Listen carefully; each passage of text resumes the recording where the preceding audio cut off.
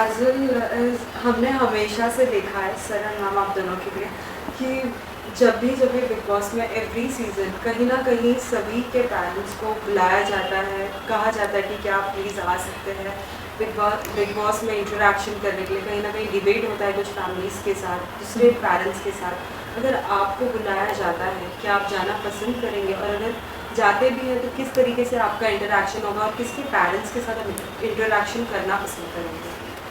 नहीं, ऐसा कुछ नहीं है। कुछ चीज़ें ऐसी भी होती है कि पेरेंट्स और पेरेंट्स सामने नहीं, वो एक समय होता है जहाँ मिलके हम बात कर सके। तो आप किसी से नहीं, अगर ऐसा कोई मौका आता है और सारे लोग आते हैं तो मैं स्पेशली टीना की माँ से तो ज़रूर इंटरेक्शन करना चाहूँगा और उनको बताना चाहूँगा कि शायद उन्होंने जो भी कहा है, हो सकता है उनको मेरी बात सुनने के बाद अपनी गलती का एहसास हो। आज जो वो मेरी बेटी के संस्कारों पे आवाज़ उठा रही हैं, तो मेरी बेटी के संस्कार यही हैं कि आज 50 दिन के बाद, इतना कुछ होने के बाद, सब कुछ जानने के बाद, उसने आज तक एक भी शब्द किसी के बारे में गलत नहीं बोला। वो पैनिक भी हो गई, उसके बावजूद भी उसके मुंह से एक लफ्ज नहीं निकला। और जबकि मैं, जो अपने आप को बहुत समझदार कहता हूं, सबको शिक्षा देता हूं, ये सब देखने के बाद मेरे शब्द गलत हो गए। तो है सब बेटी कि उसको तो नहीं बदल पाया कोई, लेकिन इस पूरे माहौल ने मतलब अनकॉन्शियसली मुझे थोड़ा सा बदला और ये 2 गलत शब्द निकले मेरे मुंह से, और उसके लिए तो मैं गिल्टी रहूंगा, नो डाउट। फिर आपसे जानना चाहेंगे as a youngster, Bigg Boss एक ऐसा घर है जिसमें आप इतने दिन और इतने ही लोगों के साथ रहते हैं, कहीं ना कहीं माइंड नहीं इतना वर्कआउट कर पाता है, but you are saying that symbol ऐसी नहीं है। लेकिन कई लोगों के द्वारा ये भी सुनने आ रहा है, जब हम जिस किसी से रिएक्शन ले रहे हैं, she is 18, she should understand that much, ये कह रहे हैं। साथ ही ये भी कहीं ना कहीं शालीन के साथ जो इंटरेक्शन दिखा रहे हैं, how much is this good to the viewers, और क्या कुछ आप कहना चाहोगे कि ये सब चीज़ें कितनी दिखानी चाहिए, कितनी नहीं, गेम के लिए ये सब चीज़ करना चाहिए या नहीं? तो थिंग इसकी अगर मैं बोलूँगी कितना दिखाना चाहिए कितना नहीं, तो कोई सुनेगा तो नहीं, फर्स्ट ऑफ।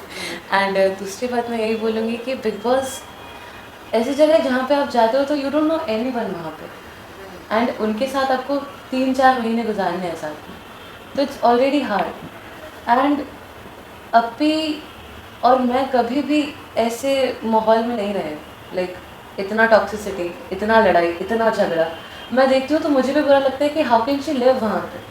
तो वही देख के मुझे प्राउड फील होता है कि एटलीस्ट मेरी बहन सर्वाइव तो कर रही है, लाइक इवन दो सब माइंड गेम खेल रहे हैं, इतना शातिर चल रहा है, उनकी लाइफ में हुआ होगा, हमारे साथ नहीं हुआ है कभी भी। नहीं, एक चीज और बोलना चाहूंगा मैं कि अभी बीच में भी कई लोग अब्दू से उसको कंपेयर कर रहे थे कि 19 साल का अब्दू भी है, 18 साल की सुंबुल है, और दोनों में कितना डिफरेंस है। तो यहाँ पे मैं आपको बता दूं कि अब्दू ने जो संघर्ष किया है ना, वो किसी ने नहीं किया। उसने सड़क पे खड़े कोई गाना गाया है, पैसे बटोरे हैं, सब्जी बेची है, हर वो चीज किया है जहां निगेटिविटी होती है, पता नहीं कितना सुना होगा उसने। पर मेरी बेटियों के साथ वो नहीं है, उनके सैड के लिए मैं खड़ा था हमेशा। हाँ ठीक है, हम लोग कभी भूखे रहे, लेकिन हम लोग ने इनको मैंने कभी इस तरह से खड़ा नहीं किया किसी के सामने कि ये कुछ करें, तो इनके अंदर निगेटिविटी कभी आई नहीं, एक सैड रहा है इनके साथ हमेशा। और यही वजह है जो आज वो बिल्कुल सीधी सादी, क्योंकि उसने निगेटिविटी अपनी लाइफ में देखी ही नहीं है। तो अगर आप जो अब्दू से उसको आप कंपेयर करते हो तो कंपेयर एज वाइज मत करिए, क्योंकि अब्दू का एक्सपीरियंस बहुत एक्सट्रीम है, उसने जो संघर्ष किया है उसके लिए तो हेड था उसको, और सुंबुल का संघर्ष अलग है। तो उसके जीवन को थोड़ा सा सही लाइन पे लाने के लिए, थोड़ा सा दुनिया से परिचय कराने के लिए बिग बॉस में ले गया था मैं उसको, और लेके आया हूं, और वो सीख भी रही है। और जब वो बाहर आएगी, वो सारे एपिसोड देखेगी तो शायद जिंदगी को ज्यादा अच्छा समझ जाएगी। लेकिन हाँ, अभी थोड़ा सा अप एंड डाउन चल रहा है। पर मेरा सिर्फ यही था कि अगर आपको जीतना है, आप अपनी लाइन बड़ी कीजिए ना प्लीज, दूसरे की लाइन क्यों मिटाते हो? और सुंबुल आज तक वही कर रही है, सिर्फ अपनी लाइन बढ़ा रही है, वो दूसरों की लाइन मिटा नहीं रही है। तो जिस दिन ये लाइन बड़ा करने का संघर्ष होने लगेगा, उस दिन सुंबुल जीत जाएगी।